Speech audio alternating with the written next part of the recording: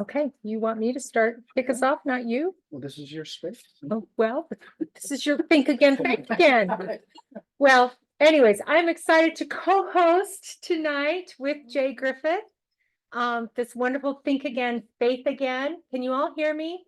Okay, great. Thank you so much for coming tonight. This is really a special event because tonight we have a panel of some of those who knew Mike best.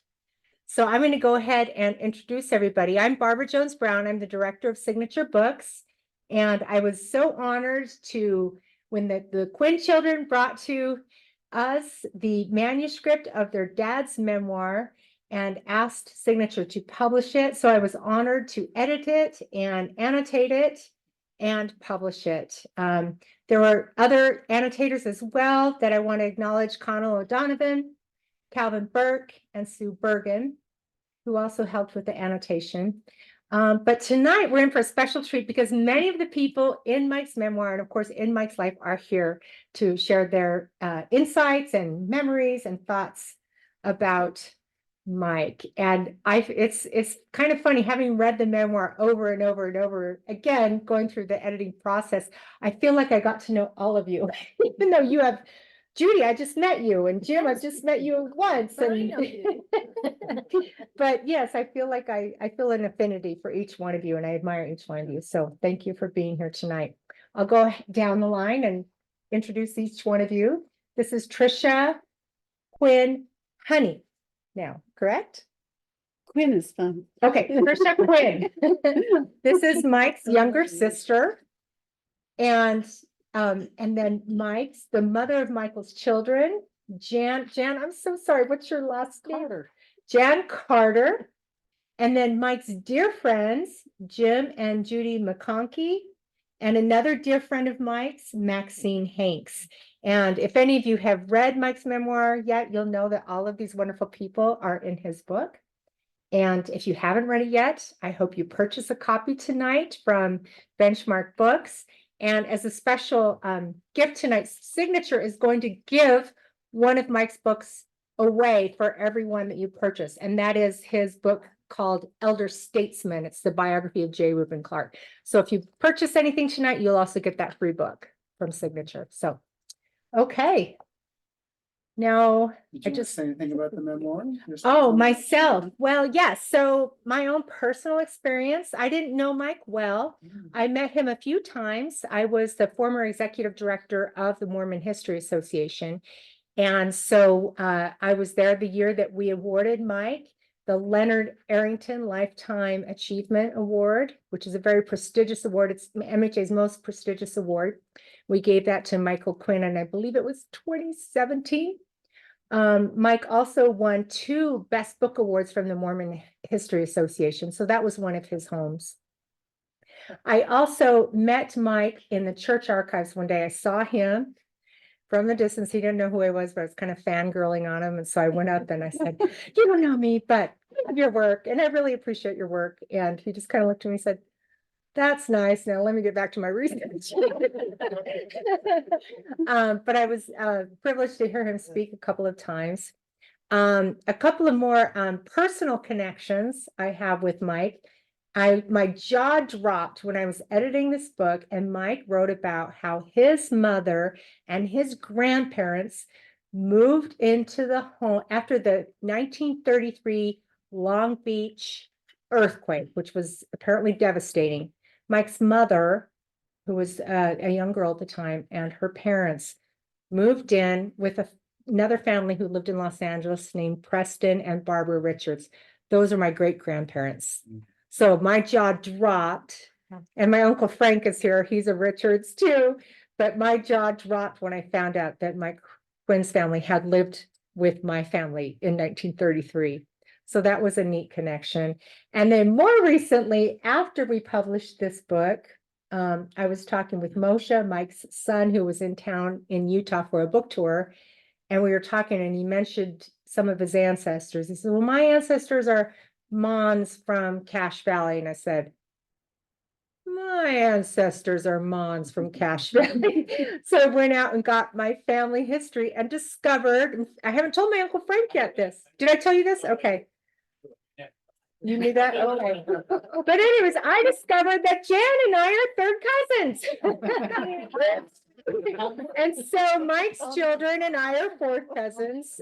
So there's that other family tie through my same great grandma that Mike's family had lived with in 1933. So I just feel very close with this family, even more so now because of those connections.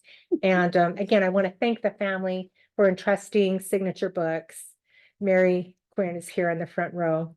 But thank Mike's children for entrusting Signature with publishing this very important memoir, which I think will stand the test of time and will long stand as a important history of what it was like to work in Leonard Arrington's history department in the 1970s and what it was like to challenge church leaders who were saying, no, we don't want to be so forthcoming with our history. Mike was a groundbreaker, a pathbreaker in that area. And we also have a history now of what it was like to be a gay, devout Latter-day Saint in a mixed orientation marriage, trying to overcome his homosexuality, learning what that was like at that time when church leaders were still emphasizing that this was the path that people should take. So the title of the book, Chosen Path, was chosen by Mike himself. That was not our title. He gave it that title, and I think it's very appropriate. The last thing I want to say is, will you hold up the book real quick, Judy? The cover photo, that was taken by Mike's son, Moshe. And so when we learned that Moshe was a photographer, I said, oh, can you share with us any possible photos that might work? He sent a series of photos. And when I saw that one, I said, oh, there's a path right there. There's footsteps and there's two different paths that the person walking could have taken. I didn't notice that. Yeah. And I thought that's perfect. And Mike loved the beach. He grew up in Glendora, or excuse me, he grew up in Glendale. So he was from LA and did love the beach. So, okay. Thank you, Barbara. So this is the 11th year for Think Again, Faith Again. Barbara happened to be at the very first Faith Again, Was I the very first? but it was Think Again back then. Yeah, 'cause- so the first Faith But, Again. yeah, and so was Jim. That's right. Because Jim, I remember you spoke. Jim was the guest there for Yeah. that, and we're still going. But I appreciate that you were there and been supportive throughout all of it. Thank you to all of you for being here. For this, I think will be a remarkable evening. Oh, that was the heating. I thought it was the mic. This remarkable evening with this remarkable panel. I appreciate Maxine suggesting that Jan and Patty be involved. So that's going to be I think a wonderful addition to what started out as a smaller panel. So thank you, Maxine. Sorry, Jay, Appreciate do you that. mind putting that up by your mouth? So You hold it Like like, Mick Jagger. there you go, like hold it straight. Okay, Yeah, yeah, sorry. exactly. Yeah, tell me if you can't hear me. And thanks to Jane for monitoring the Zoom, people on Zoom. So if you aren't familiar with the bios of this panel, then just go to my website, ThinkAgain-FaithAgain.life, and their bios are there. I don't want to take the time to do that. I just want to jump into this. I did have the good fortune of knowing Mike a little because I had him through Jim's facilitation come and do a Faith Again a number of years ago. And it was a lovely, lovely thing. And then a few other times when he had Quinn to his house. So Michael to his house. So with all that, I'm just going to turn the time over to our panel. They've been given about 10 minutes to talk about some personal experiences with Mike. Barbara's given hers. So we'll start with Jan. Jan, right? Patty, sorry. Tricia. Thank you, Tricia. Apologize. We just met tonight. So anyway, we'll start with Tricia. You need to leave a little early, right? So we want to start with you. And then we'll just go down the line. They've been asked to think about experiences that they saw with Mike that kind of would give us an insight why a gay man that was excommunicated from the LDS church and knew all the problematic history would still continue to believe in the restorative narrative of that church and the fundamental principles and theology of it. So that's part of what they're going to talk about. And then after we go through that, Maxine suggested a great question that we'll follow up with that, and then we'll have questions from the audience. All right, we'll go.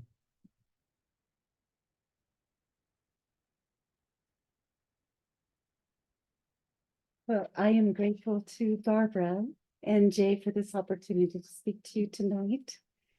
And due to a conference, I didn't get the questions until later this afternoon. So I hope that what I say might bring some insight into what I feel might have been part of the answer to his questions and why he continued to believe in the founding stories and ideas of the Restoration and its mission. My brother was a beloved writer. He was a beloved scholar, but to me, he was my beloved brother. And I find comfort in this book of memoirs because it gives me more insight into his personality, into his inner strength, and the things that he was thinking about as he grew up. So one of the questions that Jay asked us to consider was the understanding of the complex and messy church history that he uncovered and why he continued to believe in the church. Life is anything but clean and perfect. It is messy and fractured. Many say that Mike and I came from a fractured family, growing up in separate households with different mothers. But our love overcame separation. It overcame differences. Our dad would never allow us to call each other half siblings. We were full siblings. We were brother and sister.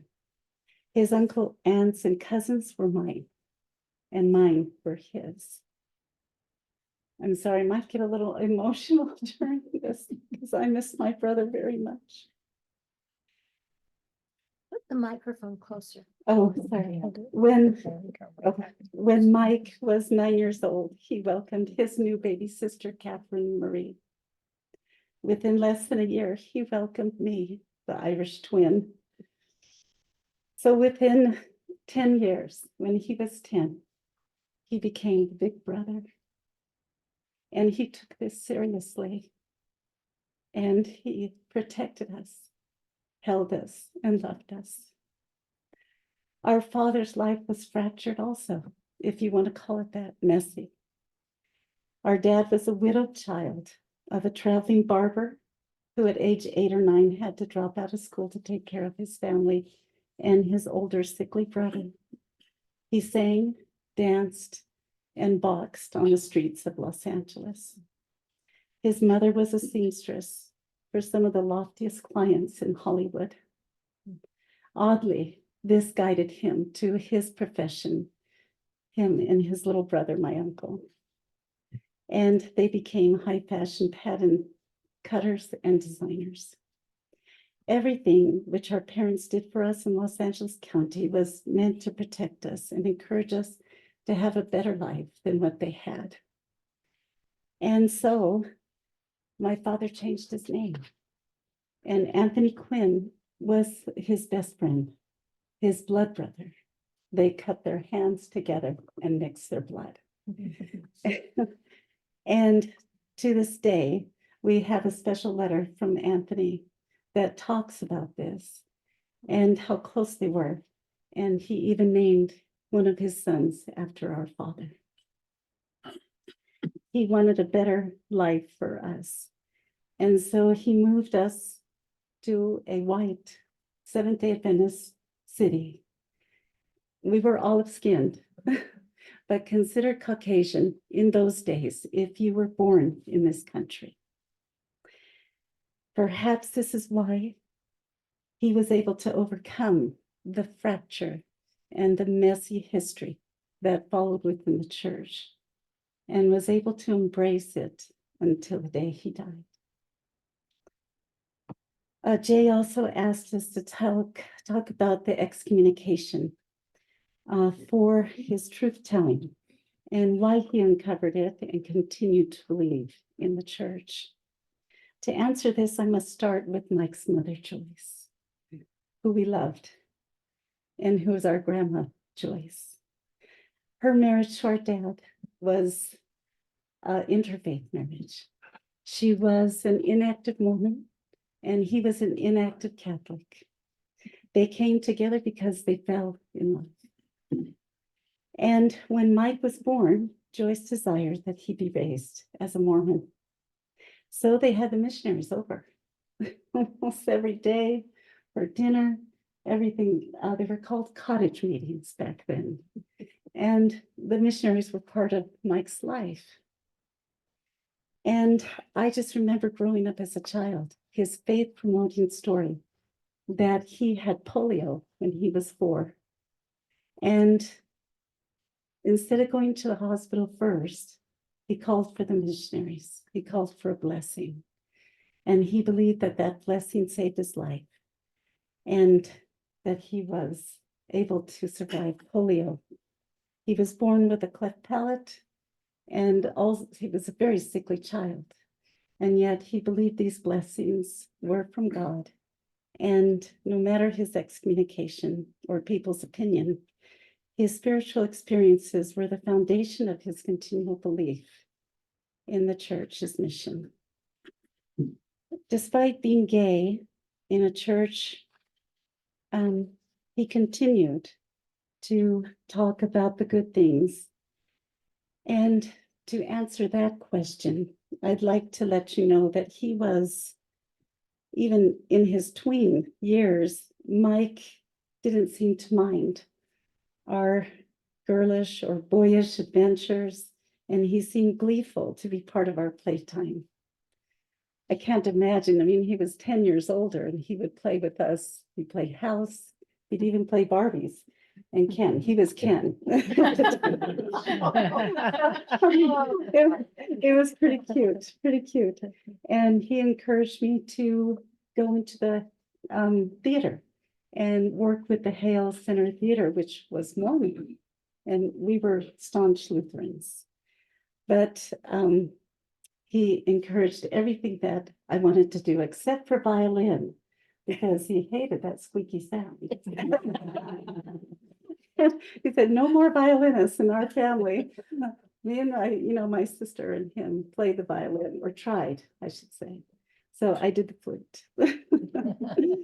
But he had wonderful tales of humorous stories. He listened to my silly jokes, especially my elephant jokes.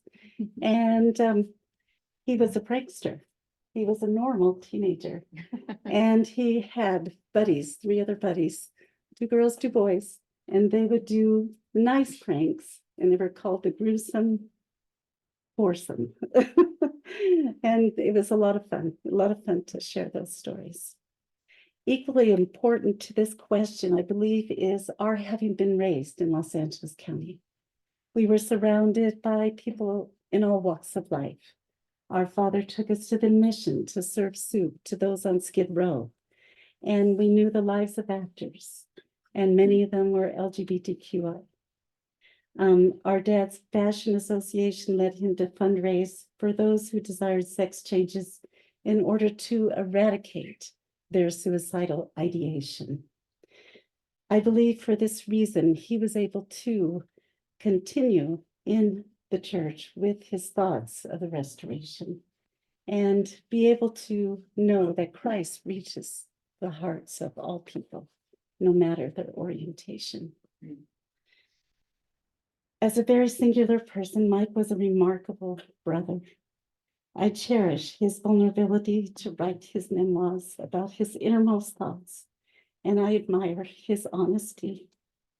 Reading his memoirs reveals his struggle of our family, his depression, his identity, and growth. Nonetheless, he selflessly and relentlessly lifted me daily, every day of my life. He became like a father to me. And maybe that's part of his age, because he was 10 years older. But whether in service or in kind, his keenness to share his whole being was daily upon his mind. His humanity was unmatched, in my opinion. and I loved him, and he loved me. Thank you for coming today. And thank you for this opportunity to share with you the love that I had for my brother, whose humanity reached beyond all people. Thank you.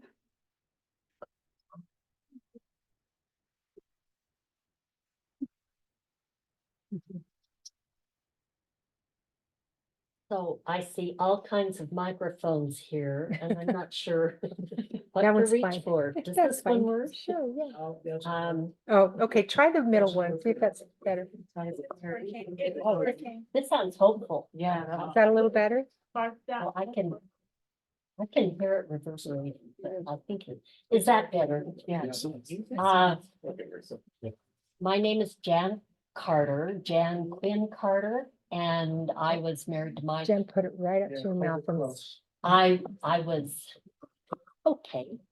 I was married to Mike for technically 19 years. I knew him for 19 years. We separated after 18 years. So I didn't know him, obviously, or his family until we were married in 1967. I had heard him talk about Tricia here, and certainly his father, who had separated from his mother many years before I met him. And so I didn't know Tricia or her sister actually until we got married and were able to go to California and meet some people that we hadn't. So I didn't know him as that prankster teenager or the older brother or any of that. I knew him as he was beginning his junior year, I think, at BYU, when I met him, and then we married the following summer. So he had a year of BYU left when I met him. His major at the time was some field of English. He had explained to me, regrettably, he had flunked out of med school because he couldn't do the math. Which I relate to, That's so why like, we're all forgiven. After we got married, he had a year left of college, where then he graduated from BYU. And immediately, almost immediately, went into the Army. Vietnam was very much on the horizon for him and for anybody of draft age, really, at the time.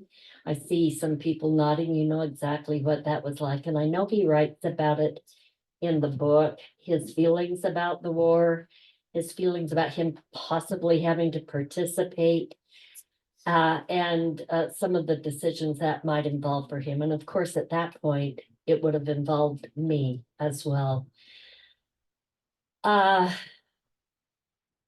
Jay is hoping, I think, Jay, proposing that we share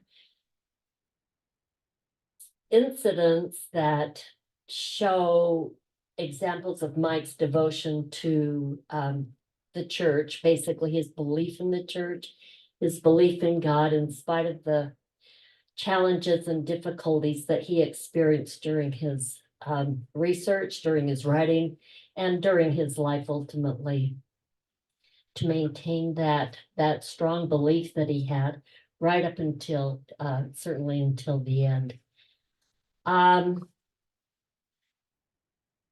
Mike always had a very deep and abiding faith in God. He felt like he always had, from the time he was very young, a personal, close relationship with God. And as his life progressed and he became more involved in church history, which that was not his intention when I first met him. It took actually until he got out of the Army and was returning back to graduate school that he realized that he was always, as a hobby, interested in Mormon history. He would go research, he would go read whenever he could. he thought it was, or anyway, the way he expressed it to me, he thought of it more as a hobby, a side interest. But upon really looking forward to graduate school, he knew he had to focus all of his attention and all of his energy there. And that, in my estimation, is kind of the beginning point of his profession as a historian.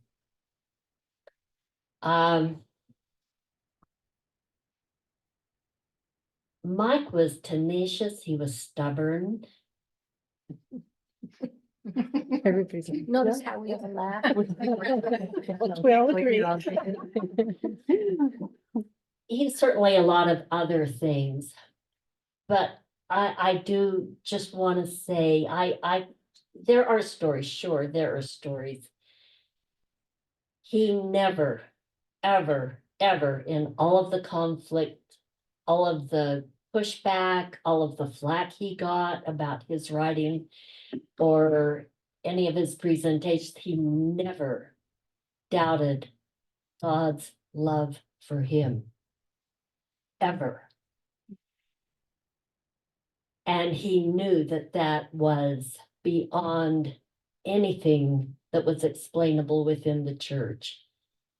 The church and God, at some level, were not equal to him. He always knew God's love for him. He always made an attempt to do what God wanted him to do. And he writes about this. Those who have read know that he,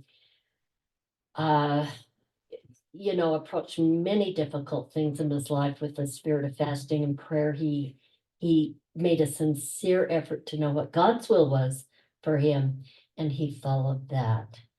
I could share stories, but they would not necessarily be to demonstrate this great faith of his. It would be more to demonstrate his stubbornness and his tenaciousness. So I will leave those for another time. I know that Jim's really eager to get to that.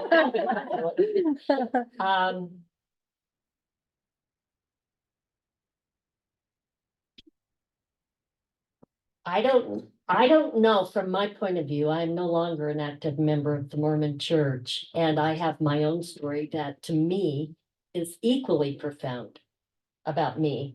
That I'm not here to talk about. So it's hard for me to look at that in Mike and really see, but I will say he knew that his love of God was the foundation of it all. And it went beyond anything anybody could say or do to him or about him. Pretty much all I have.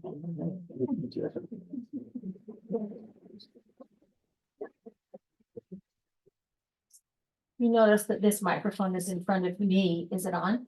Yeah. Yes, ma'am. You gotta hold it, right? Is that Is that better?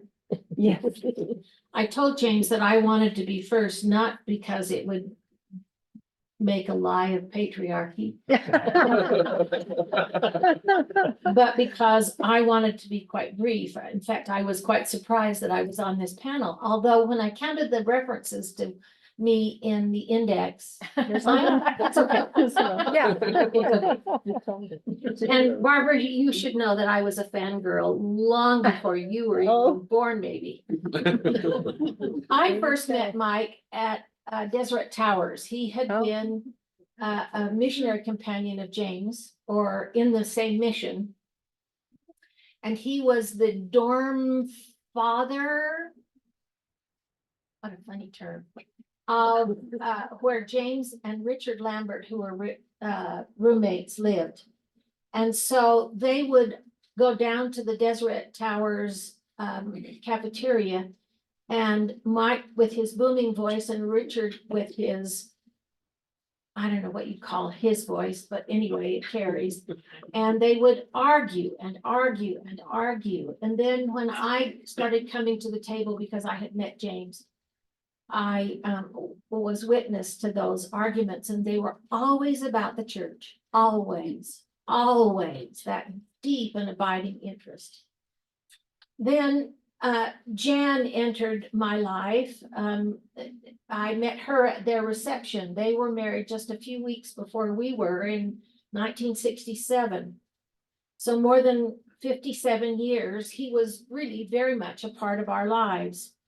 And when I picked up this memoir and read between the lines, I was frankly quite brokenhearted because he struggled so. And I will tell you one story and then I'm done. Michael, I knew of his depression, but also his anxiety about the Hoffman bombings. Do you remember the Hoffman bombings? Oh, yeah. And when they occurred and he thought that they were after him next, he started listing our address as his home address. And then he would come to dinner once a week. And he would say, I would offer him, because it was part of my family tradition, a Diet Coke, and he would say, you know what he would say, no, I only like Diet Pepsi. And he was in that way a very picky man. But he was dear. He brought, he was working in the church history department and he brought what was a transcription of the original D&C. And then once a week when he'd come to dinner, we'd get out our doctrines and covenants, anyway, the copies of it, and compare them with what he knew to be the unredacted, unedited version. And we still have that book written in the margins. It was wonderful. But about that time, because of the Hoffman bombings, he shared with me, and it's in the book, he just says, I shared with Judy the fact that I was thinking of killing myself. I don't know if any of you've read that part. I underlined and wrote in the margins on that page. In fact, I took notes about it. I should show you the notes. If I can find them. That's our house. And those are my notes about it. Anyway, I told him at that time that he had to have my permission. And so from the time that was offered to the time that we last saw him, he came to dinner, had his Diet Pepsi. He got in the back seat of our car and talked to us about how lonely he was and how he wanted to meet someone important, to be important in his life, and described what the young man was supposed to be like. And I told him I didn't give him permission yet. And he could call me and then we would discuss it, whether or not he was going to kill himself. So I was very aware of the depth of his feelings, but also his unconditional faith in Jesus. He was very much a friend of ours when we were writing our book about Jesus, and looked at the manuscript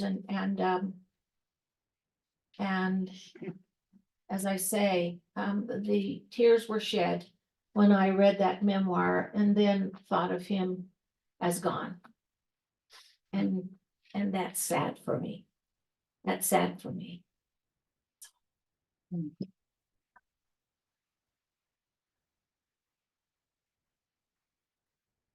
I love Mike Quinn. Put it up to your mouth. I love Mike Quinn. I didn't have any brothers. And I've known him since the mission. And he was a brother. And we shared each other's dreams, our angst, our feelings, our understanding about Mormon history. I certainly gained more from him than he ever did from me.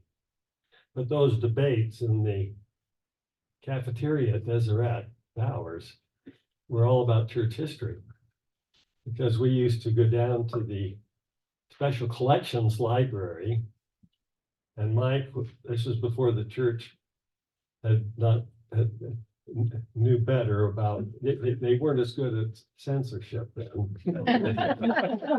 I'm not sure how to say that.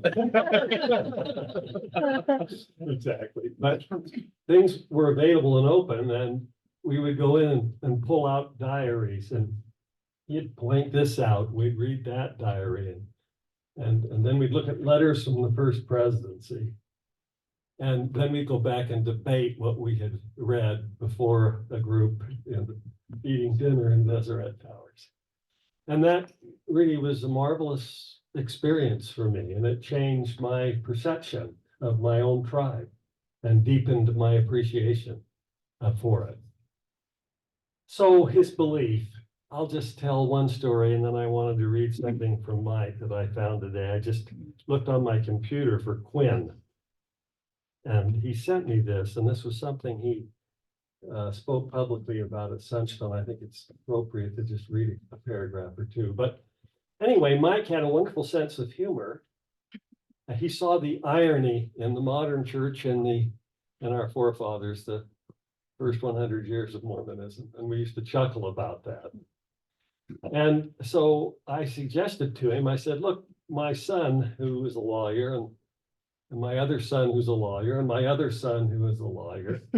I said, let's get everyone you know in your firms, and these are good firms, large firms in Salt Lake City, and let's bring them to our house and have a little dinner, kind of a light dinner, and then we'll let them ask questions of you. But we want to make sure that these people are antagonistic, and we want to make sure that they're on the list of those who lost their belief because they became more familiar with the real version of Mormon history. And so we invited them over, and I knew most of them anyway. And we had a light dinner, but the only requirement that I had was that I got to ask the first questions. And so we kind of put Mike on the stand, as it were. And my first question was, Mike, do you believe that God the Father and Jesus Christ appeared to Joseph Smith sometime in 1820? He said, yes. Do you believe that it was a vision or a personal appearance? I believe it was a personal appearance. Are there any documents that you've ever discovered in your research that would cause you to doubt that conclusion or think otherwise? No, there are not. What documents convince you that Joseph Smith was telling the truth in the 1832 version? And then I went on and we talked about the other founding events. John the Baptist, even the appearance of Peter, James, and John, which isn't very well documented.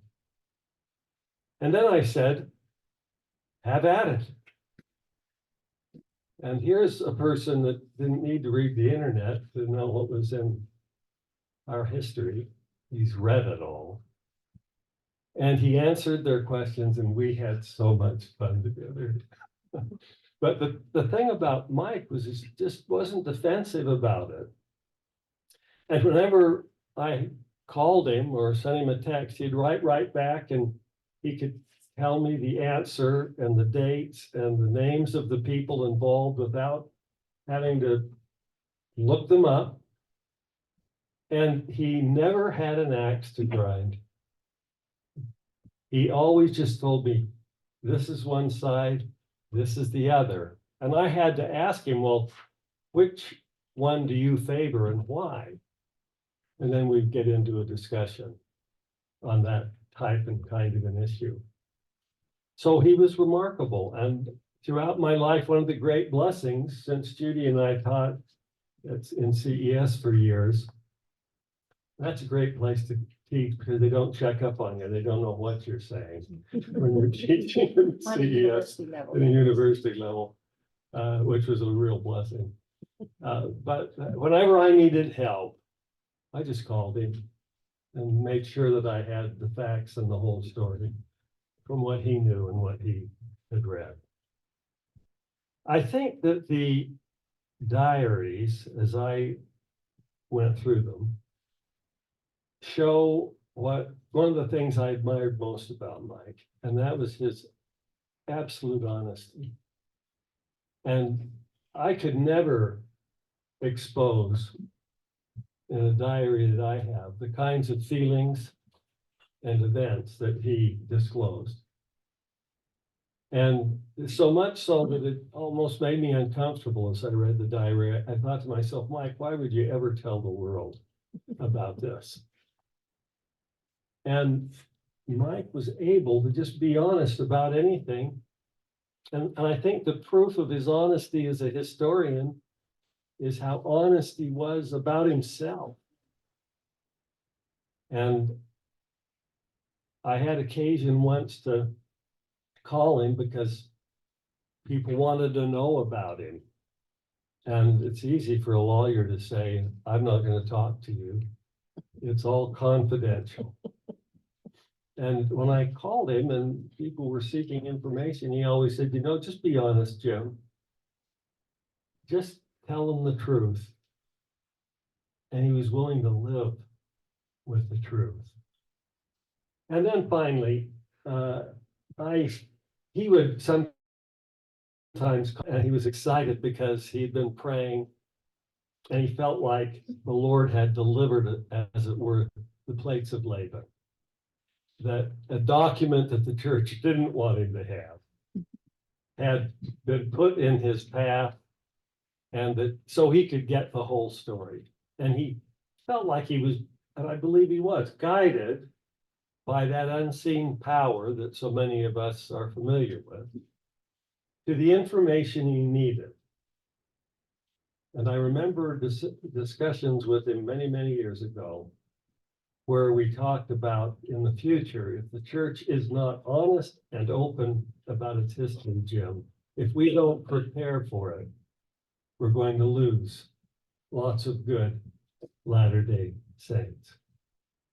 So regardless of what people might think about his station in the church, the Lord didn't excommunicate Mike Quinn. And he did feel the promptings of the Spirit. And he was comforted at times by those feelings of love. And whatever he was doing in his life, he felt as though God had not, as Jan said, abandoned him and would be with him through thick or thin. Thank you.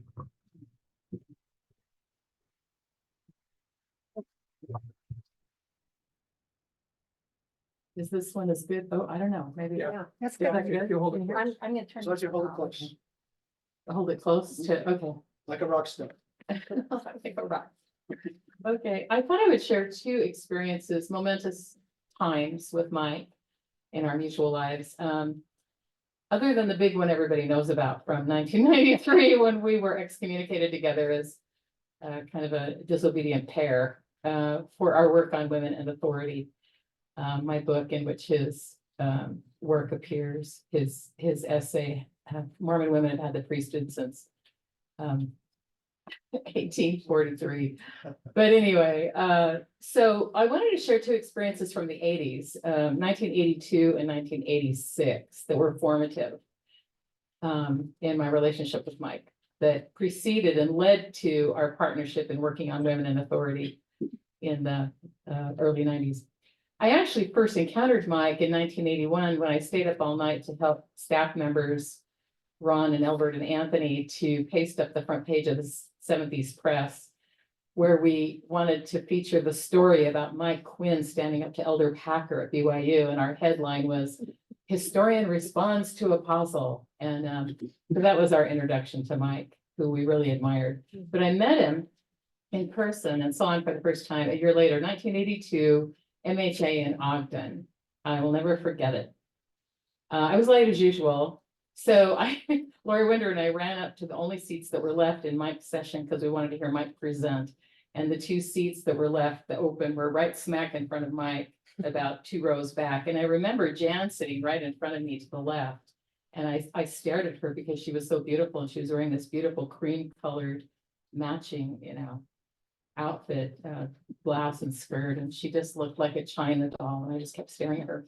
But anyway, I looked, and she was staring at Mike, lovingly. And I, after the flurry of getting settled and being embarrassed that we were late, because Mike had already started, I looked up into Mike's face. And I had an experience that I had never had before or since. I saw the image of Christ on his face, the image of God.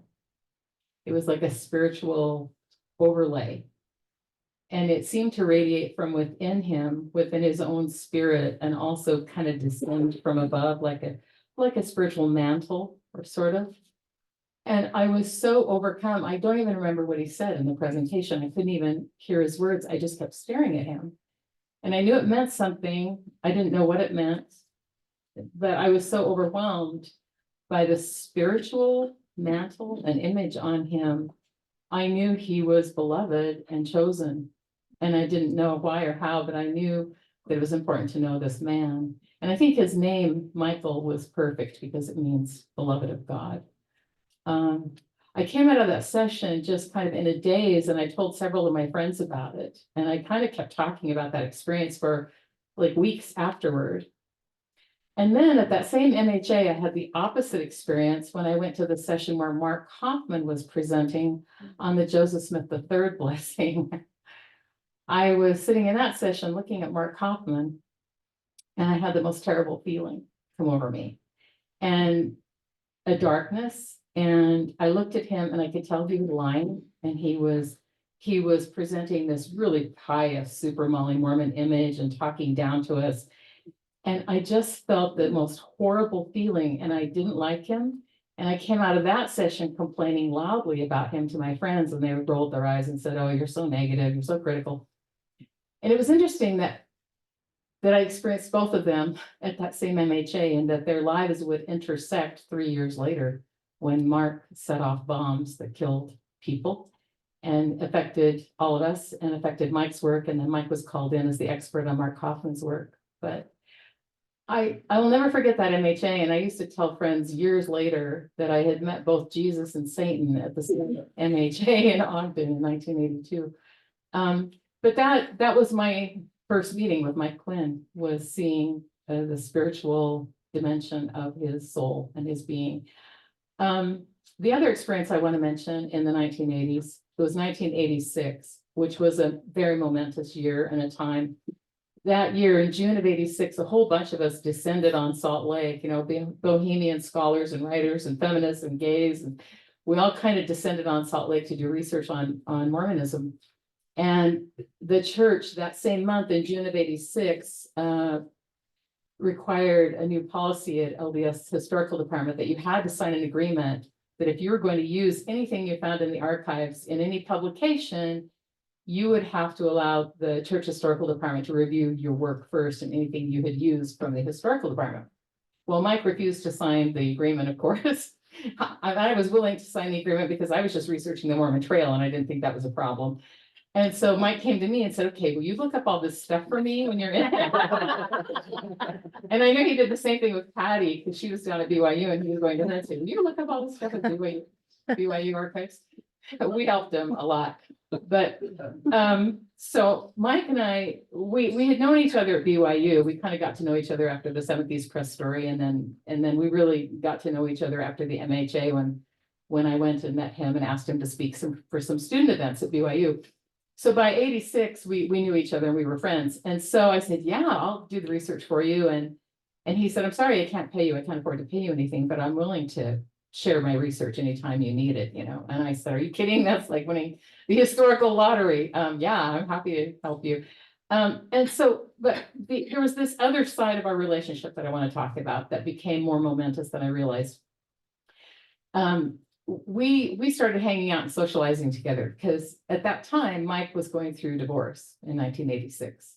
And in '88, he lost his job at BYU. So the mid-1980s were a devastating time for him in his life, when he felt devastated and felt like a failure at marriage, at being a professor at BYU. And he was very depressed, far more than we knew.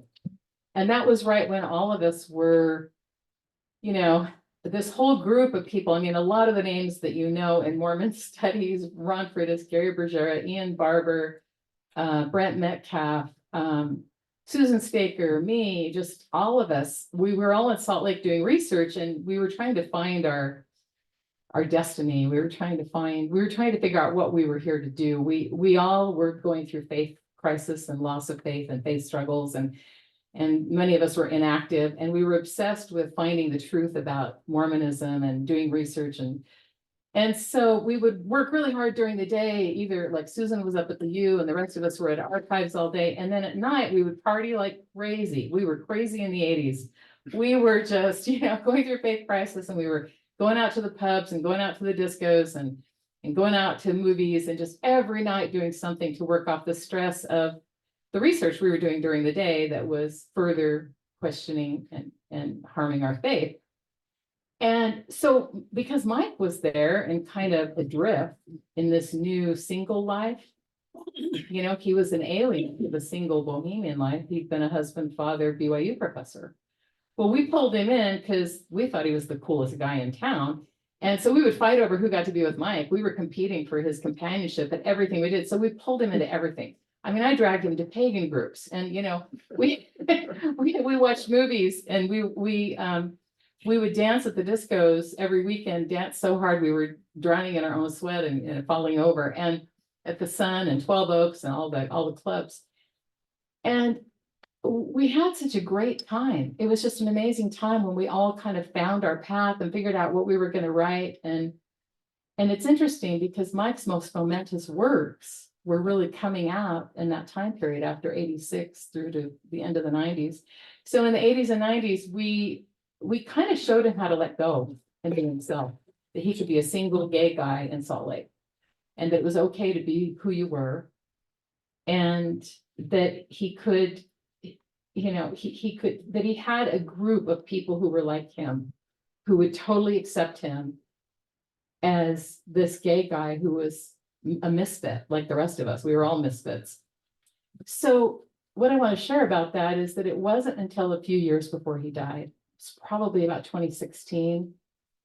He and I were talking on the phone one night, and he said, Max, when you guys pulled me into your social circles, in the mid 80s, if you guys hadn't done that, I would have taken my own life at But that he time. didn't have my permission. That was the other reason he didn't. But he told me, he said, I would have taken my own life at that time. And I was stunned that he was serious. And I was, he just said it in the middle of a conversation. And I was stunned that he had waited so long to tell me that. And I was stunned that we had that much impact on him. We were just crazy in the 80 bohemian singles in Salt Lake. And I just had no idea that, we had helped to save his life. Because like I said, all of his most momentous works came out after that, So I mention that because I just think it's so important. Mike was so private and didn't disclose so much of what he was going through. I think it's important to remember how much we affect each other for good and for ill. We can save each other's lives without knowing it, and we can destroy each other without knowing it. And so I just kind of wanted to share that. Last thing I wanted to share is just that when I was a little girl, I didn't have any brothers either. And I wanted a brother. And I used to pray to Jesus all the time. I felt really close to Jesus. And even though Elder McConaughey said we weren't supposed to pray to Jesus, much later I still did. So I used to pray to Jesus that he would bring me an older brother. And because all I had were mean sisters. And it was getting to know Mike and working with him and having him mentor me that gave me the brother I had always wanted in life. He was my brother. He was my mentor. He was my best friend. He used to tell me, Max, you're a better researcher than my grad students. And I said, no, I didn't believe that. But then he said, you're the only editor who has ever added footnotes to my work. And I did believe that. I did believe that. And I still hold that honor as the only editor who ever added footnotes to its research. So that's what I wanted to share. Thanks.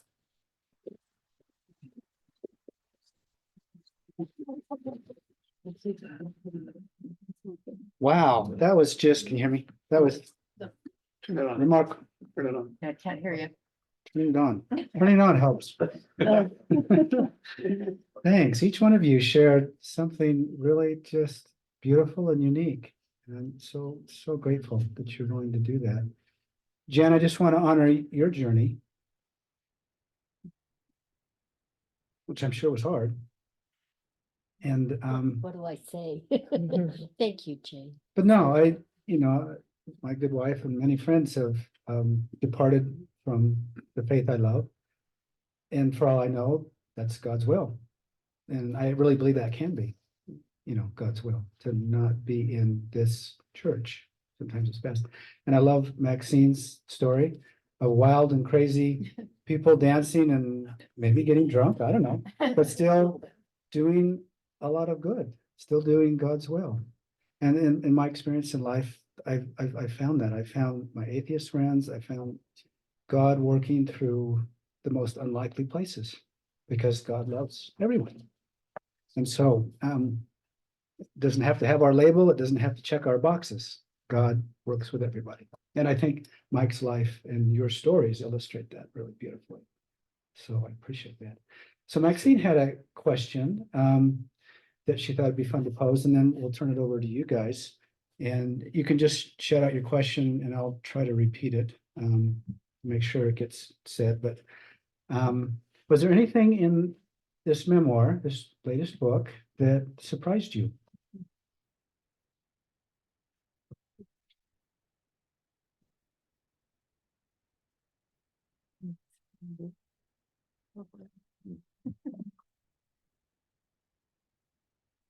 I think his, oops, It's on. it's on.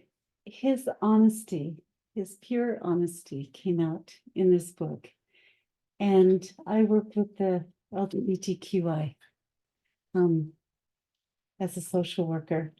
And I feel like it's a guide for them. I have quoted from it to let them know that their inner thoughts are not, they're just not alone.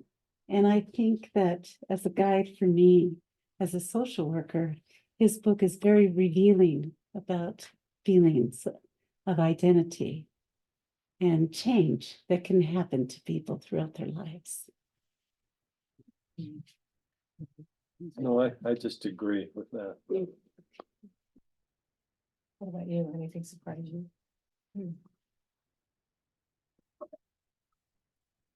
I suppose I was a little surprised at the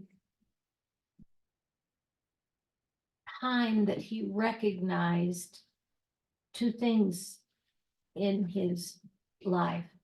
One, that he was gay, how young he was. And two, how convinced he was about his mission and sort of foreordination to be a leader in the church.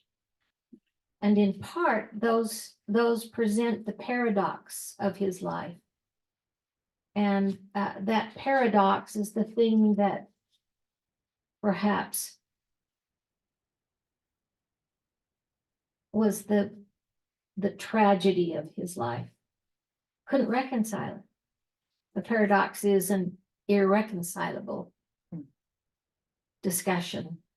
And we all have them in life, but I was surprised at how early he recognized that paradox and the insoluble condition of his life. And he prayed so hard for it to be different. He really did. Thank you. Couple of things surprised me. I was surprised that he didn't, and I'm pleased actually, that he didn't say much about the excommunication or what led up to it. There was this very little, and I thought, wow, okay, well, that's good. Then it didn't maybe impact him personally, internally as much as people might have thought.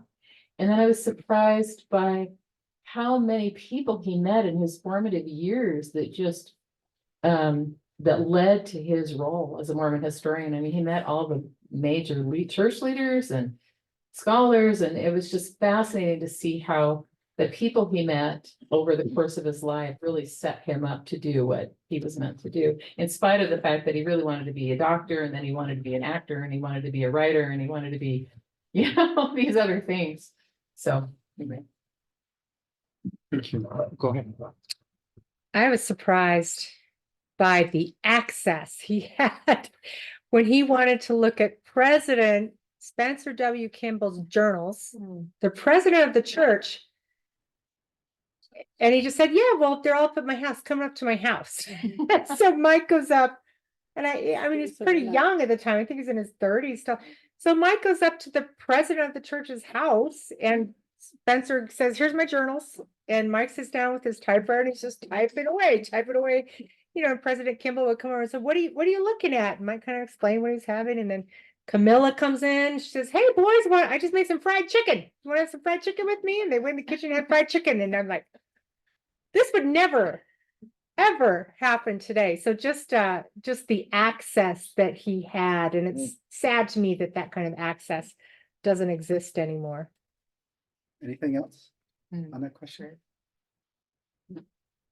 Thank you. Those are great. Did you turn that off on me? No, it's Okay. Judith, you said something about, this irreconcilable paradox.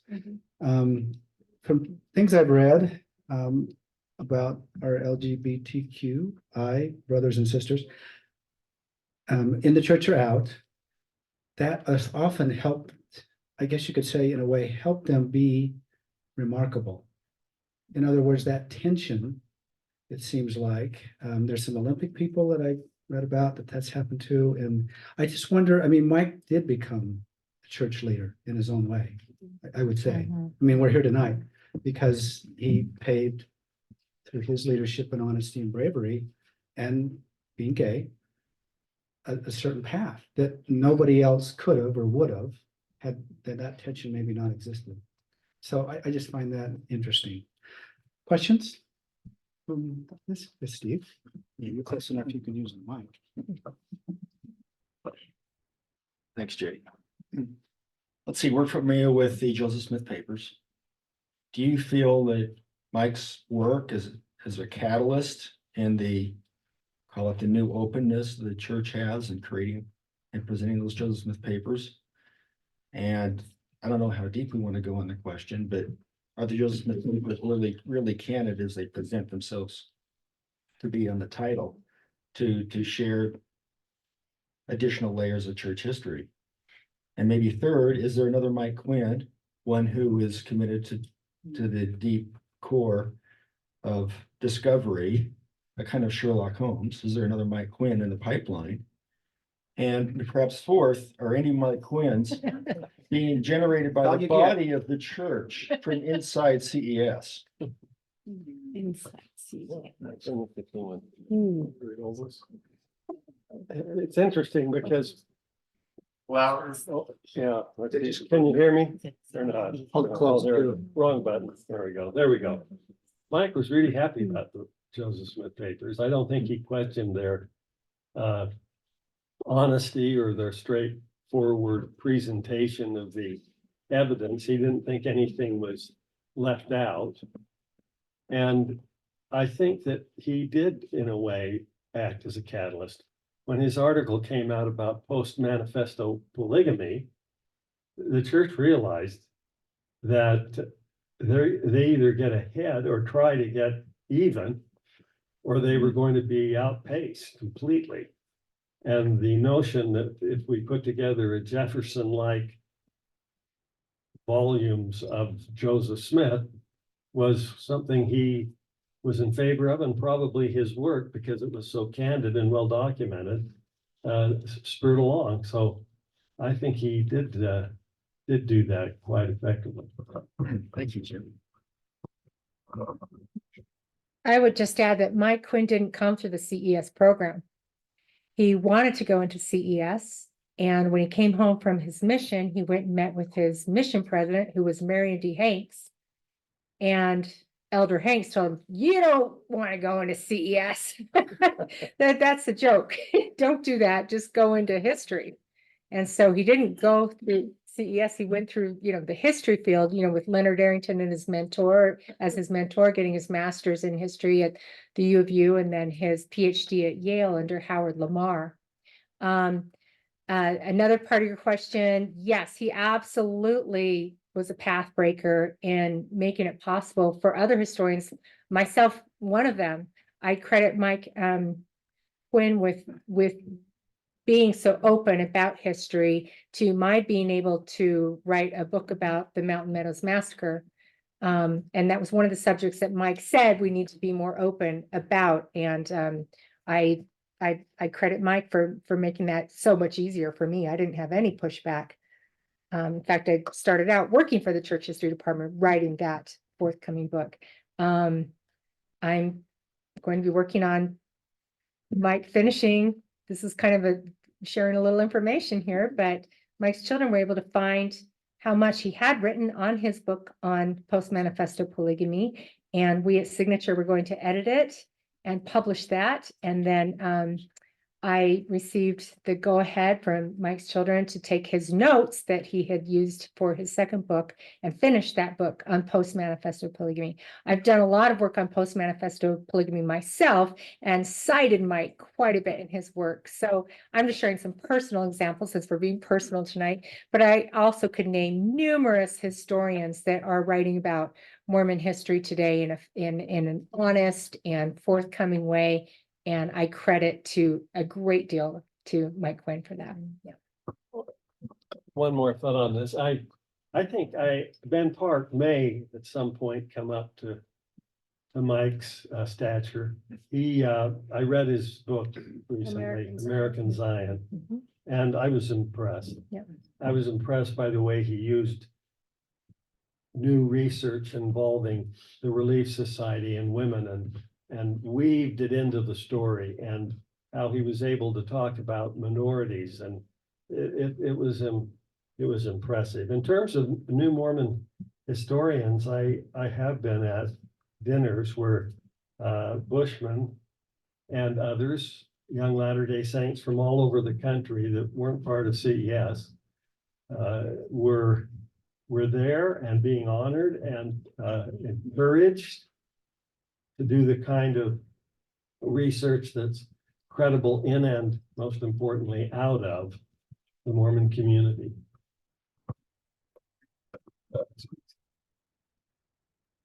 I'll just add, Mike definitely, I think, had an impact on the closing of the archives. Well, Yeah. That part is not, yeah, that It part's wasn't- not good. they weren't Yeah. totally closed, but the restrictions in 1986, I think, were due to his publishing on post-manifesto polygamy, because it came soon after that.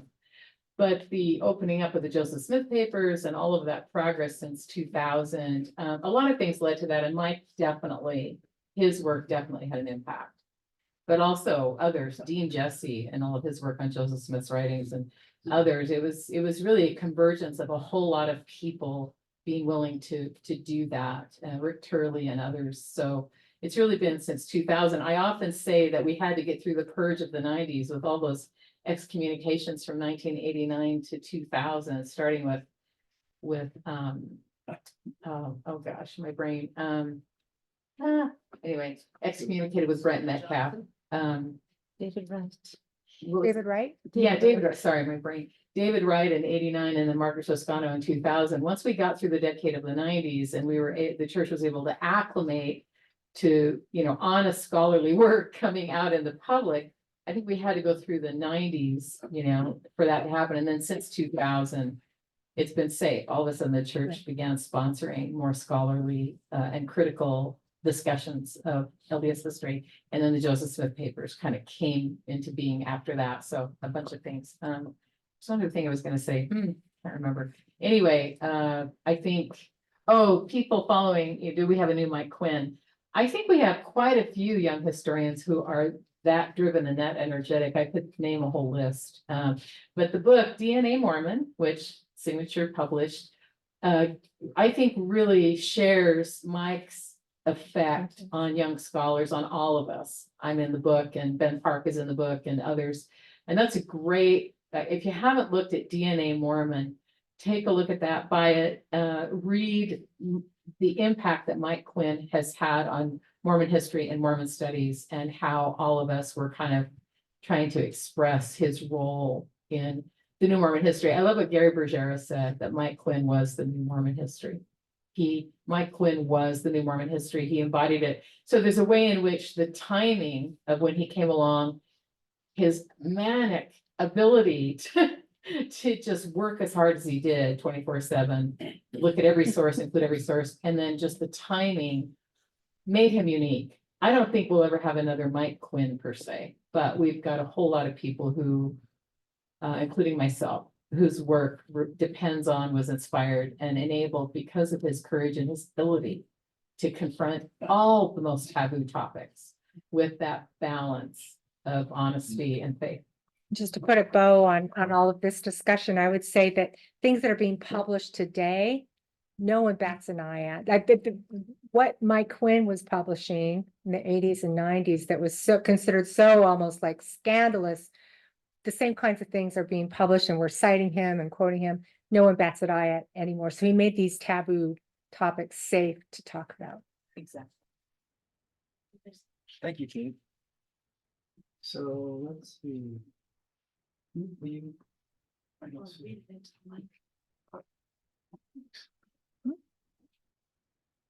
In chat. Our Zoom audience, I came out of BYU recently. Students that show Quinn's type of sediments are sanctioned, though less and less in the social science fields. Not likely out of, yeah, thank you. Not likely out of the Maxwell Institute of Religious Studies. So I'm not sure what the question is, but. I think I have a question along very much the same lines, actually. If I'm understanding the gist of that correctly, it's kind of my question too, is that in the field of history, there's this new openness, right? But it feels to me, and maybe it's, I mean, I couldn't get a job at BYU actually. And that's probably a good thing. But it feels like in some other areas, especially in current church leadership, okay, you can criticize the dead ones, but if there's this sense in which we can't say anything negative about what the church is doing right now. And it feels to me, and I think to a lot of people, like we're kind of coming into the 90s on that topic rather than leaving the 90s on that topic. And so I'm curious, is that just some of us young people having angst and not appreciating how difficult it was in the 90s, or to what extent is that really true? And do we have to go through that same kind of losing really fantastic people to get to the point where we can talk openly?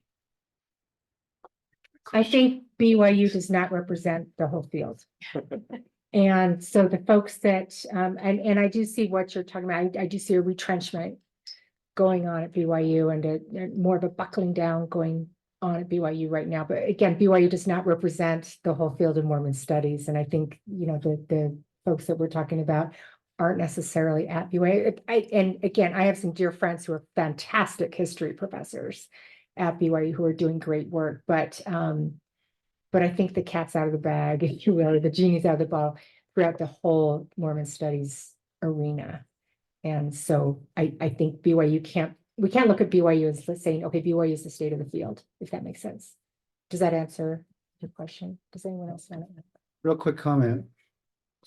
So, yeah, to respond to that, we lost at least one generation because of the church doing kind of what you're concerned they're doing right now in the moment. I do fear that we could lose another generation because of what's going on. And I hope somehow they'll be attuned to that, but there is a concern. Yeah, I just thought I'd add. Yes. Things go in cycles, you know, waves kind of. Mhm. We make all this progress and then we kind of have, you know, this kind of backwash that comes back for a while. It's surprising with gay issues and with feminist issues also. You know, we had the excommunications in 2014 with Kate Kelly and the, you know, reaction to ordained women. So things just kind of come in cycles and we make progress for a while and then it kind of goes back and you have to kind of keep going and then it'll kind of come back again in another backlash. And it's just the nature of change over time and within a culture, you know, and so I always point out that we're still so much further today than where we were in the 80s and 90s. That's so much. Yeah. But yeah, there, you know, Yeah, I we've think- got these backlashes. Yeah, I agree with Maxine. I think any one of us feel free to publish anything without any fear of being excommunicated. You know, maybe we can't get a job at BYU, Yeah. for example, but I don't think any of us fear to publish something and think, okay, I might get excommunicated for this today. Even if it's So- critical of current church position? In terms of historical, yeah, Yeah. I don't know, and I'd love to hear what Jim thinks as well. I think from- Barbara's with your right. legal background and perspective and having been around in this field for so long. I think you can publish, but yeah, you can't teach at BYU, that's the problem. Well, I think there is a retrenchment. I have friends who've been called. And they've been teaching at BYU. They're lawyers, and they're not full-time. But they discovered one's temple recommend wasn't up to snuff. And that it had expired. And I know this young man, he could easily, his bishop isn't withholding it for any reason. He's just been busy and it's expired. And he was let go. He got a letter and it just said, sorry, you don't have a temple recommend. Another friend that I have was teaching there as well, again, not as a full professor, but just part-time. And he went to get his card renewed, his identification card, and he had long hair and a beard, and so they said, well, we can't do that.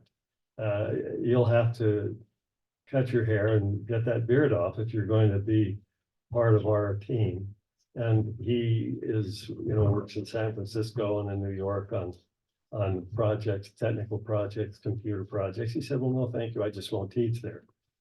And I know other professors that have had the same problem. So I think what Maxine said is true. We go through cycles. And the first tragic cycle were the Chamberlain brothers, who introduced higher criticism and evolution to BYU. And then David O. McKay, years later, says that the brother Chamberlain, who was interested in higher criticism, he wished we had more Latter-day Saints like that. And we don't seem to remember very well the price we pay for being narrow, but I do sense a change in the air,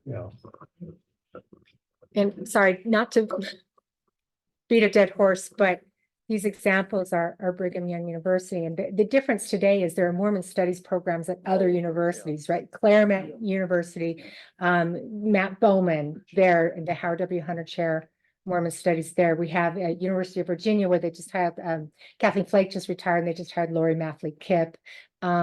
At the University of Utah, Paul Reeve there. And these folks all have full, free academic. That's well said. That's Well, Utah State, that's yeah. what's going to counterbalance it. Yeah, exactly. So I think that's the difference. Whereas in the 90s, it was basically all kind of BYU more. And again, I wasn't in the field at that time, so I look to you, but I would add that places like Signature Book and Copeland and other presses that feel free to publish. absolutely. Yep. Without the imprimatur of Deseret Book, I rejoice in that. Thank I you. really do. Thank you. They're still in business. We're still in business. We're still going. Who did I miss? A press? Did I miss any presses? I that are- think, yeah, the independent presses, you mentioned all of us, I Okay, think. okay. yes. Anyway, I find Oh, that, BCC Press. Yeah. Yeah, independent, yeah. Faith Matters is pretty simple. yes, Faith and, Matters, yeah. and the Yeah. conference that, that you had in, was it August of this year down at the conference center was wonderful, all those presenters. And, Miller. Adam Miller? Yes. Yeah. Adore him. Yeah. And where is he now? In Texas? Yeah. Yeah, so, Yeah. it's It's a much encouraging. larger field Yes, it today than is. it was. It Yeah. is. Bigger tent. Much bigger tent. More pools to swim in. Yeah, yeah, yeah. Since I'm older. I remember as a young, when Mike and I were looking as freshmen at BYU, you had maybe one major work on Mormonism by a historian or something coming out in a year. Yeah. You could literally keep up on every scholarly work that was published. And you couldn't do that now. It's exhausting. There are not enough hours in the day. I looked at this bookcase and said, I need to live another 100 years. Yes. I just want to look at, I haven't been following controversies with LDS history as much, although I enjoy it quite a bit. Pull too hard. Lean forward a little bit. All right, but the thing that's concerning to me is how much we have, I mean, we may focus on our history here, but the theocratic impulse that seems to be driving many conservative groups in this country to suppress history that is uncomfortable to them, such as the oppression of indigenous Americans or Black Americans, the whole slavery thing, the whole civil rights thing. And of course, LGBTQ people have been targeted greatly. And I see that as kind of the fact that this washes over into our own political establishment here has me deeply concerned that children are having the truth suppressed in favor of feel-good stories about ambitious white men conquering the problems of the world. And I see a lot of that attitude. I mean, we're not completely dominated by white supremacist groups here, but that they're becoming a very influential group as far as school boards and others go. And I just fear for the coming generation being greatly misinformed about their history and about the diversity of the achievements of this people. This may be a little bit tangential. You're not sure about it. It's on. This may be a little bit tangential, but I have worried about that a lot. And yet I tuned into conference and rejoiced at Elder Uchtdorf. And then the calling of Elder Kieran, and as far as those two elders, Kieran particularly, my goodness, that is a blessing and a broadening of, and Kieran's message of inclusiveness, that God comes after us all. I was really quite encouraged by that. And as one who came through the period of racism in the Latter-day Saint Oh. Church, Yes. I was working in the civil rights movement at that time in Washington. Right. It was very uncomfortable for Latter-day Saints my age. And that changed, but I have to really give President Nelson credit and others credit for the way they have forthrightly condemned it. And I think that's a move forward. Like many of you, I wish we knew how to apologize better. Yeah. But having lived through that, I still thought I would never see the day when it would be stated so clearly that racism is unacceptable to the church in every aspect. And I think you get extra.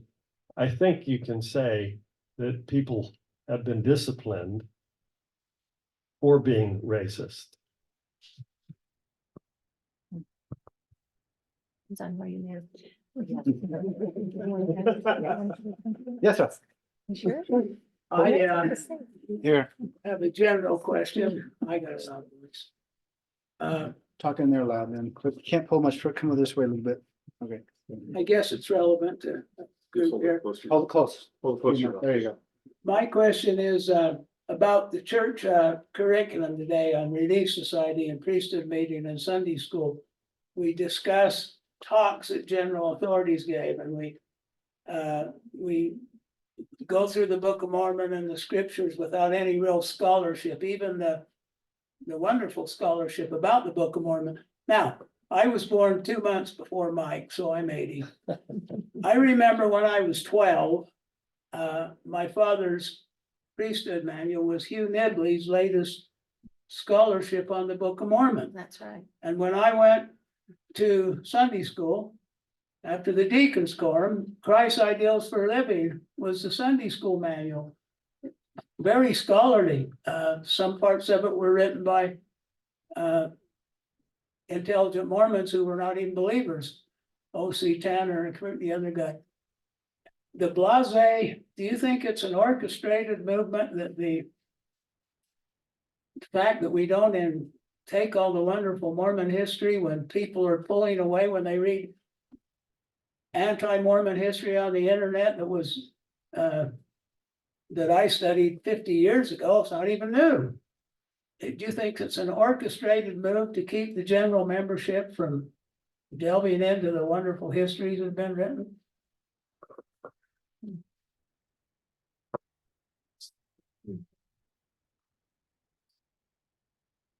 I think we're making progress. You know, the series the church put out on LDS history, the Saints series. It's amazing how much honest history is in there and how much that people on the word level are learning about things they would never have heard about. So the lessons are another issue. The lessons are still pretty. Manual, you mean? Yeah, the manuals, Mhm. yeah, church manuals. I mean, I teach Sunday school. The manuals are still pretty milquetoast.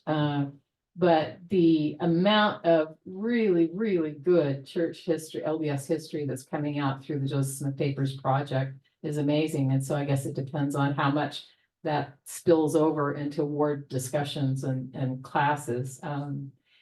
But I think that I hate to say this, but I think scholarship will save the church. I think knowing our history, knowing how much equality, even gender equality, with women being ordained in 5 or 6 ways between 1830 and 1844, knowing our actual history, as Mike showed us, how to pull the truth out and the best out, and the stuff we didn't know that was there, that was actually better than we thought. The more we delve into our history and know our history and use objective scholarship, the more it's going to save members and testimonies, and the more it's going to defend the truth and enlightenment that emerged in the Restoration through Joseph Smith and through those early members. And Mike and I both share an abiding testimony of LDS origins and our love for it, and we both share the need to know the truth and to be unafraid to share whatever we found. But I really think it's actually knowing our history and going deeper into our history and what people went through, and the kind of work that Barbara and Rick Turley have done, and the kind of work that Mike did, and the work I'm doing, where we really delve in and excavate the truth, but the best is there along with the worst. And I think the good stuff in our history will save the church and church members. Okay, I think we have time for one more question and then need to wrap up here. So Frank, back. Well, it's not really a question, but what I want to bring up here. Come up here with the mic, thanks. Well, yeah, I'll take that statement. The first thing is, Go closer to your mouth. you mentioned the Saints. I worked on the Saints. I worked on the new biography of Jenny Reeder did on Emma. Yeah. And now I'm working on the new biography of Joseph Smith with Rick Turley. And one thing I love about Rick is he, no more than anyone I know, is talking more about women in the church. And we're just today. Again, if everybody says I said this, I'm going to say I didn't say this, but it's not confidential. You're being recorded and live. You're out there, Frank. All right, I'm still gonna bring it up. Think because quickly. Whether or not it'll happen or not, but interesting enough, what we are finding now in the translation of the Book of Mormon, that 2/3 of the 116 pages that were lost were scribed by Emma. In other words, Emma did more work on the Book of Mormon than Martin Harris. Yeah. Wow. Yeah. Now, may I ask a question? Why did we know this before? Here's my own personal feeling. Brigham Young didn't like Emma. And he pretty well said, we're not going to talk about, oh no. We're not going to talk about the women in the church. He didn't like women. But enough of that said, but I think there's definitely we're doing so many great things right now about getting the history out of the church. It's fantastic. And again, I think one of the reasons why we're doing so much of this now is because the younger generation, including my kids, they love getting on the internet. And they come and say, Dad, why does it say this? You know, what is the church? And so I think that's why the church feels we've got to get it out there, because it's on the internet and the kids are reading it there. So I think that's why there's this push to get this done.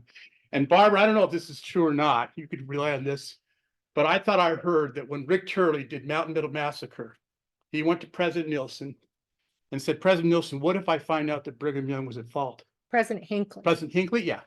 And President Hinckley said, we want to know the truth. That was President So, you know, now, Yeah. a lot of people, this is something probably brand new about Michael Quinn, but probably you've never heard this story before, but boy, it had such an impact, and why today I'm so interested in the church history because of Michael Quinn.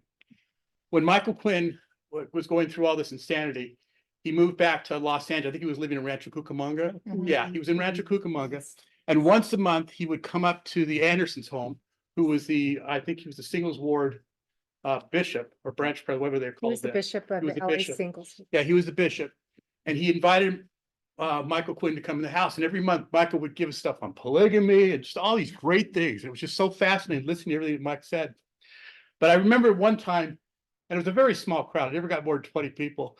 But I remember one time there was a guy there, and I don't know if he was a member of the church or not, but I know that he worked for the LA Times. And after the lecture was all over, and I was sitting there talking to Michael about something, he came up and he said to Michael, you don't really believe on all this crap, do you? And Michael Quinn bore his testimony. And it was so simple, but so powerful. And it was almost the point where this guy just put his head down and walked away. And I know without a doubt that Michael knew that this gospel is true and is important. That's what I'm so thankful for what Michael did for me. Thank you.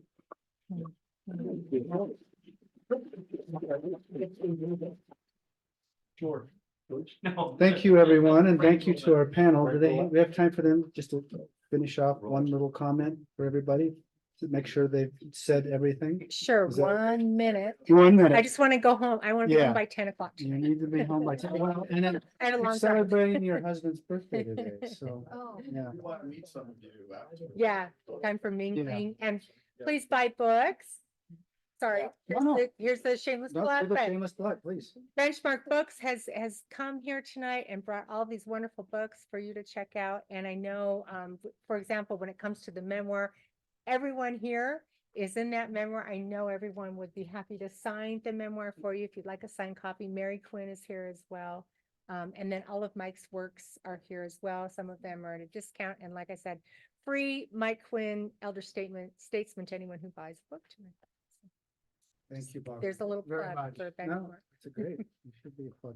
So just super brief, you don't have to say anything if you don't want, but if there's something you feel brief that's been unsaid, then say it. I'll say something in 1 minute. Something I wrote in the book's preface was that Mike was simply ahead of his time.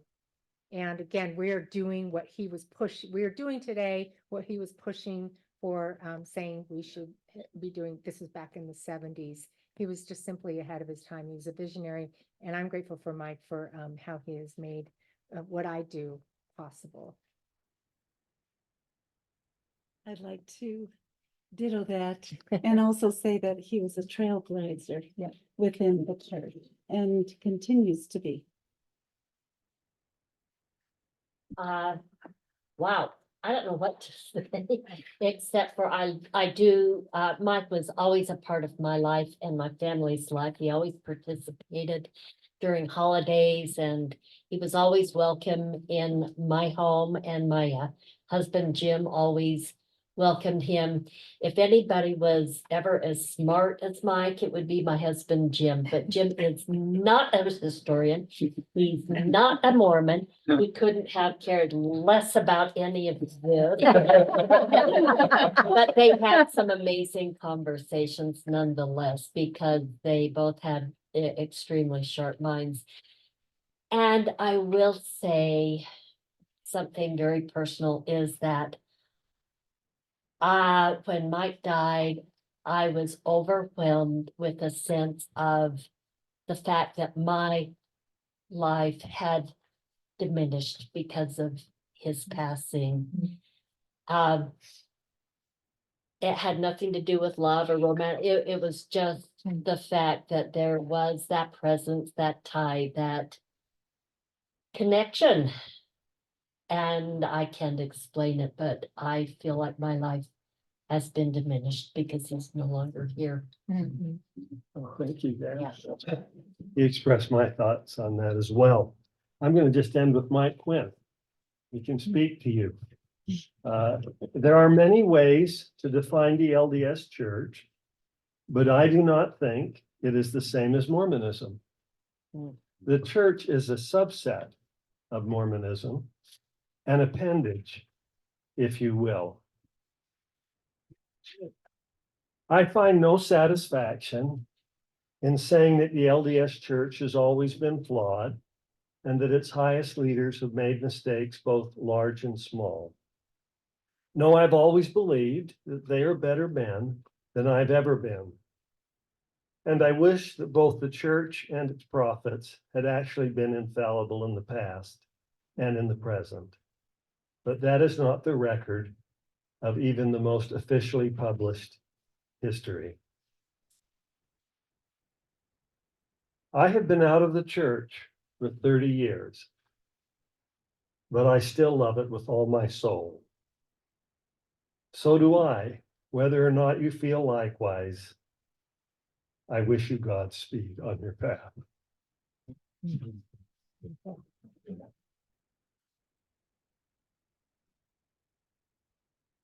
Oh, you have anything? Well, I'm gonna end with a quote from Mike also, from an email he sent me. I have no worries about my relationship with God here on earth or in the eternities. I'm not an enemy of the LDS Church nor hostile toward it. I love the LDS Church as a divine institution led and staffed by fallible humans. I thank God daily for his interventions throughout my life, the comfort and strength of the Holy Ghost that allowed me to survive my suicidal feelings. I continue to pray for the Lord's Spirit during my earthly sojourn and to hope for opportunities to influence people positively regarding the church while maintaining my lifelong commitment to telling the truths about its history, yet in love. When God permits me to die, I expect to embrace him and remain through the eternities as close to him or as distant from his presence as we both are comfortable to be. I consciously believe that God has sanctioned my publishing about Mormon history.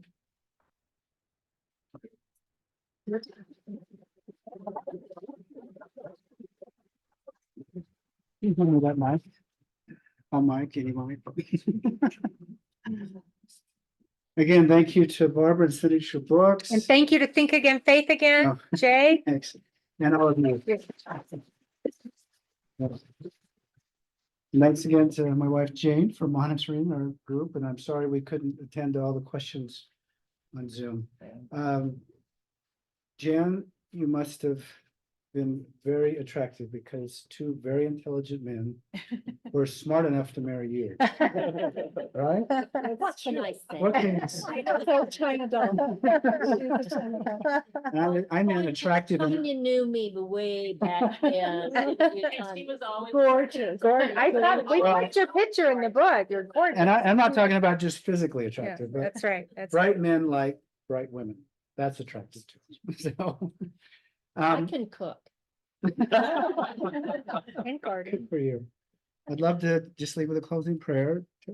Would you want to? Sure. Do it for us? Thank you. Oh, well, look at you. Remember. God in heaven, we are, well, we're so grateful for people who've come here to be vulnerable about one that they love. And for those of us that didn't have the honor of knowing our dear brother Quinn, we're grateful that they've shared about him and that we've been inspired by him. We're grateful for people who know you well enough and get quiet enough inside that they can do the right thing in the face of great opposition, even from people that they love and respect. And we want to be like them, and we feel inspired tonight. And we pray that each of us will tap into that source that Mike tapped into, and whatever we believe about that source, whatever we call that source, however we talk to you, that we'll be able to hear that voice that allows us to build a better world and to be content to do whatever piece it is, piece that we can do in that, and to have the strength to do it, whether those around us laud us for it or not. And we're so grateful that Mike did that. And again, grateful for these people who have opened their hearts and shared with us. And we're grateful for fellow humans on this path. And we offer this gratitude in the name of Jesus Christ. Amen. Thank you. Amen. All right. Thank you, everybody. Well done.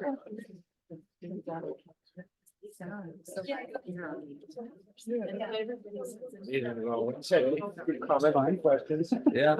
You never know if it's gonna work. What's that? You never know if it's gonna come together or not. Say Mary. You had a good question. Thank comment too, about the level of candor that all American history is now being tested in. You know, the massacre in Tulsa, Oklahoma that was discovered here. Yeah. And all the other schools are just demanding to be accurate in history. That's so really into this eye of manifest